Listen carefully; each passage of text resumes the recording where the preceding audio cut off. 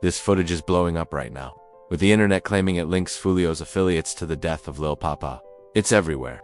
But before you believe a single viral post, you need the full context, because what really happened, Poppa, is deeper than any headline floating around. They lost another one. On the morning of February 18, 2026, the entire hood woke up to news that made people physically sick. Lil Poppa, born Janarius Michael Wheeler, the young voice from Jacksonville's east side, who poured pain into every record, was pronounced dead at 11:23 a.m. Eastern in Fulton County, Georgia. He was only 25, hadn't even reached his prime, one of the most underrated voices out of Duval, and just like that, gone. No warning, no goodbye. Just a trending topic in a city in shock, and the rollout of the news was messy.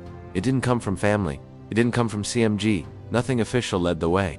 Rumors started on Threads and X early that morning, a Duval promo page hinted that the city was mourning reports of Lil Poppa's passing, and from that second, timelines, comment sections flooded, group chats panicked. Fans were in denial, saying this better not be real, saying they were just playing his new record last night. And here's the part that hits different, 5 days earlier. On February 13th, Poppa dropped Out of Town Baby with a full video. The track was still spinning in cars. Then by mid-afternoon, hope was gone. TMZ confirmed the death through the Fulton County Medical Examiner's Office. Newsweek followed with confirmation from a senior investigator, and the New York Daily News echoed the same update. Cause and manner of death. Pending investigation, no details. No confirmed foul play. Just silence from officials and chaos online. End. You already know what happens when there's no official clarity. Everybody becomes a detective. Within hours, suicide rumors were circulating on X. Others started pushing overdose theories, pills, all types of speculation with zero proof. One unverified claim even said he was found next to fake pills in a Florida house, which doesn't even line up with the confirmed Georgia location. Facts didn't matter. The narrative was moving fast. The podcast crews addressed it the same day, and they kept it real about the situation. No, what's up with this Lil Poppa? What's all this tell us about that. Chat? We'll Is talk this relevant to what we got? Soon as they sat down, the live chat was already flooded with updates. Nobody cared about the original topic. The only thing people wanted clarity on was Lil Poppa. That rapper from Jacksonville, Florida, named Lil Poppa. I believe he was affiliated with Young and Ace. And the moment they mentioned Young and Ace, you already knew where the conversation was headed. That name automatically brings up the war, the Bodies, and the long-running beef that turned Jacksonville into a battlefield. So he was obviously a part of that whole war that's been going on out there between Foolio's camp and Young and Ace's camp and all that. That's exactly why conspiracy theorists immediately started pointing fingers at Foolio's side. The street math seemed simple. Poppa was aligned with ATK. Foolio represented KT. Foolio was killed in 2024 by individuals tied to ATK, so online detectives labeled it retaliation. But we'll get to whether that logic actually holds up. First, you have to understand how deep this history runs. Jacksonville's rap scene has been defined by the ATK versus KTA conflict, a feud that's reportedly resulted in over 300 deaths. Since 2017, ATK Ace's top killers aligned with Young and Ace's camp, while Poppa is connected through his Cut Circle crew, which law enforcement viewed as linked to the 1200 Eastside faction. On the other side was KTA, Kill 'Em All, and 6 Block, Foolio's camp, representing the north side. But here's what most people overlook. Foolio and Lil Poppa didn't start off as enemies. They were cool once, making music together, running in the same circles, vibing. Foolio confirmed that himself in an interview.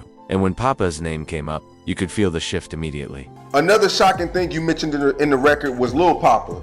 Another Jacksonville artist who releases quality music.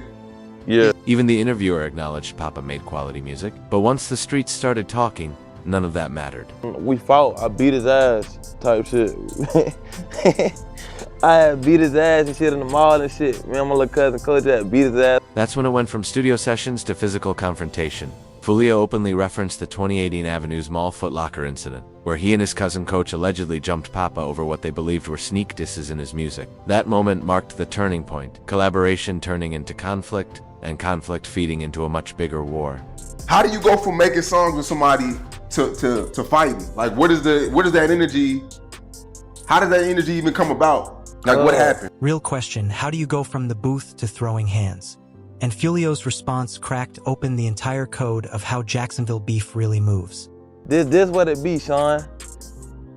When I make a song, I say people's name right. I'm direct with it. Foolio saw himself as a certified one.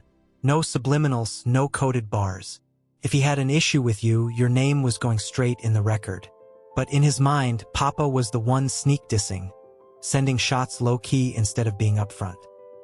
Y'all don't hear the 1,000 sneak disses a nigga say to me, antagonize me and shit. Now the mall fight was only a small chapter in a much bigger war, the ATK versus KTA bloodshed. Back in 2018, a drive-by targeted Lil Poppa, his brother Chi-Chi, and one of their homies. 2 of Poppa's people lost their lives. He survived with just a graze. Out of that pain came Purple Hearts, one of the rawest, most gut-punch records Jacksonville ever heard. From there, the war kept escalating through music. ATK dropped Who I Smoke, and Foolio answered with When I See You. Both tracks turned into anthems, each side naming fallen members from the other camp.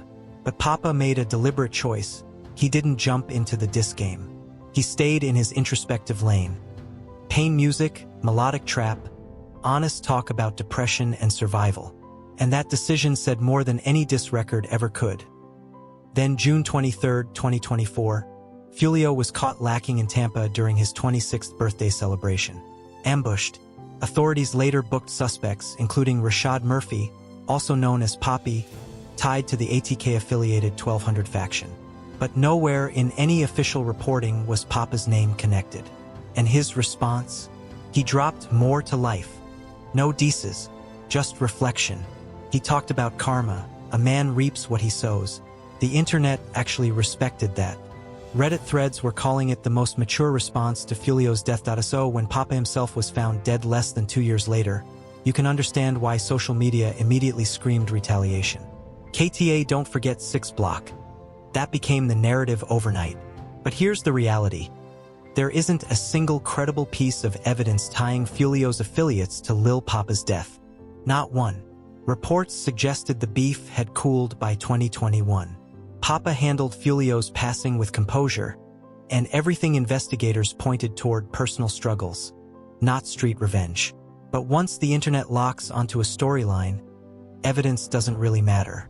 And that's what pushed this entire situation into overdrive. To truly grasp the weight of what was lost on February 18th, you have to look beyond the beef, beyond the affiliations, beyond the clickbait headlines. This wasn't just another kid from the hood who caught a lucky run. Janarius Michael Wheeler, born March 18, 2000, was raised on the east side of Jacksonville, a part of Duval where the murder rate is real and funerals can outnumber birthday parties. He had ties with ATK through names like Spinner Bins and Wappa Witta Choppa, and law enforcement flagged his circle as connected to the 1200 East Side faction. That was the environment. That was the soil he came up in. But even surrounded by smoke, tension, and constant loss, Poppa stood out. While much of the city leaned heavy into drill and diss culture, he carved a different lane. Melodic, reflective, vulnerable. He rapped about pain, survival, and depression, topics most Jacksonville artists weren't really unpacking at the time. And you could hear the difference in how people described his sound. Listen to what this artist had to say about what truly separated Poppa from the rest. And I love Lil Poppa. Let's so start raw. there. Yeah, I love him. I think his sound is different. And Not one. Reports suggested the beef had cooled by 2021. Poppa handled Foolio's passing with composure, and everything investigators pointed toward personal struggles, not street revenge. But once the internet locks onto a storyline, evidence doesn't really matter. And that's what pushed this entire situation into overdrive. To truly grasp the weight of what was lost on February 18th, you have to look beyond the beef, beyond the affiliations, beyond the clickbait headlines. This wasn't just another kid from the hood who caught a lucky run. Janarius Michael Wheeler, born March 18, 2000, was raised on the east side of Jacksonville, a part of Duval where the murder rate is real and funerals can outnumber birthday parties. He had ties with ATK through names like Spinner Bins and Wappa Witta Choppa, and law enforcement flagged his circle as connected to the 1200 East Side faction. That was the environment. That was the soil he came up in. But even surrounded by smoke, tension, and constant loss, Poppa stood out. While much of the city leaned heavy into drill and diss culture, he carved a different lane. Melodic, reflective, vulnerable. He rapped about pain, survival, and depression, topics most Jacksonville artists weren't really unpacking at the time. And you could hear the difference in how people described his sound. Listen to what this artist had to say about what truly separated Poppa from the rest. But underneath the momentum, the grind, the upward climb, Poppa was battling demons money couldn't touch. First, the sickle cell anemia. He'd been open about dealing with the condition. Severe pain episodes that can leave you laid out for days. Managing that usually means heavy medication. Now imagine balancing that with touring, studio time, label expectations, constant travel. That's pressure that would break most people. And in the middle of a fentanyl crisis, where counterfeit pills look identical to prescriptions but carry lethal doses, the risk becomes terrifyingly real. Then the losses kept piling up. The 2018 shooting didn't just leave physical scars. It shook his mental health, layering survivors' guilt and trauma into everything he did. His homeboy Corbin Johnson was kidnapped and killed during the ATK-KTA war, stacking more grief onto an already heavy heart. In the weeks before his death, rumors swirled about a breakup and a family loss, the kind of hits that can push someone already struggling closer to the edge. And then there were Poppa's own words, the part that really sent the internet spinning. About 12 hours before news of his death broke, he posted lyrics from Rod Wave's Letting It Go on his IG story. You know what happened. I know what happened. World never will. Cryptic enough on its own. But 2 weeks earlier, he'd shared something even more unsettling. An artist who spoke to him around that time later repeated exactly what Poppa said during that phone call. Woke up, read me a Bible verse, got some breakfast in my system, talked to God about it. That was Poppa's own message being relayed.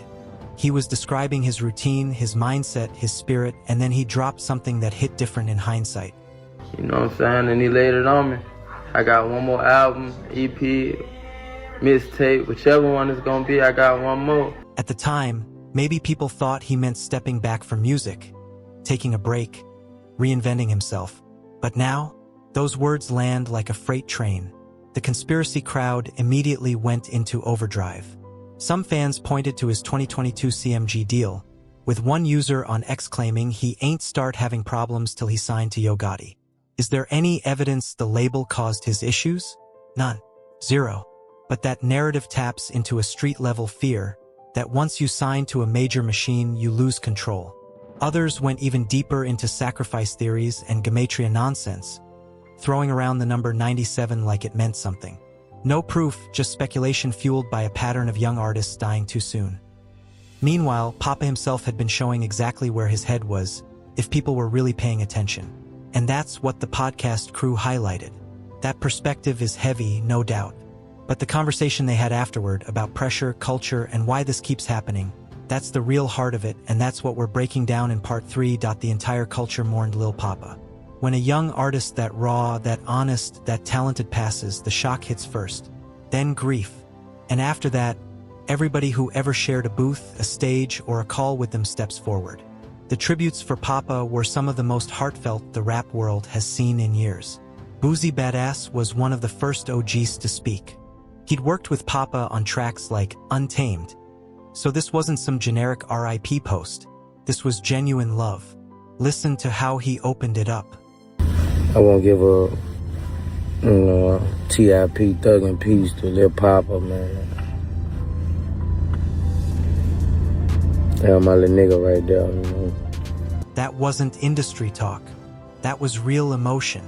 Poppa looked up to Boozy, supported him, and Boozy felt that energy and returned it fully. Solid little nigga, too. TIP Poppa. You could hear the disbelief turning into grief in Boozy's voice. Even his kids rocked with Poppa, and that tells you how far his influence stretched, from the streets to living rooms. Another reaction that cut deep came from the artist who had just spoken with Poppa, who heard that hope in his voice, and now has to live with that being one of their final conversations. Getting a record directly from Poppa, having a collab in motion, that's the kind of cosign artists dream about. To lose that person suddenly, that's a different kind of pain. Lil Duval, a Jacksonville native, posted that this one really hurt because he genuinely cared about Poppa. That's hood love, knowing someone before the deals, before the streams, loving the person before the brand. Big Pluto reacted live on stream, visibly shaken, trying to process it in real time while thousands watched. Caroline Bariline Diaz, CEO of Great Day Records and one of Poppa's earliest collaborators, wrote, "My little brother is gone. I am so broken. That wasn't business. That was family." Fans on X echoed that grief. Posts calling him a rising talent gone too soon. Others saying he was one of the most underrated artists of his generation. And that's always how it goes. Flowers start pouring once the casket closes. Some Reddit users in the Duval County threads even checked the corny comments, reminding people that a real human being had just died. And on the podcast, they didn't just mourn him. They unpacked the deeper issue, why this pattern keeps repeating with young Black artists. And that's where the conversation shifted from grief to accountability. Apparently, like a lot of people kind of thought, this didn't surprise people that have been following the lore closely, because I guess he's been... The real ones who were tapped into Poppa's content saw it coming. They caught the signs in his lyrics, his posts, his energy. And that's the hardest part. Think about what he'd endured by 25. Survived a shooting that killed his homies. Grew up in one of the most dangerous cities in the country. Battled chronic illness. Carried label pressure. And stacked personal losses like unpaid bills. One of the hosts really drove it home, talking about the pressure the Black community puts on itself. He had a show booked in New Orleans in March for his Almost Normal Again tour. Even that tour name tells you everything about his mindset.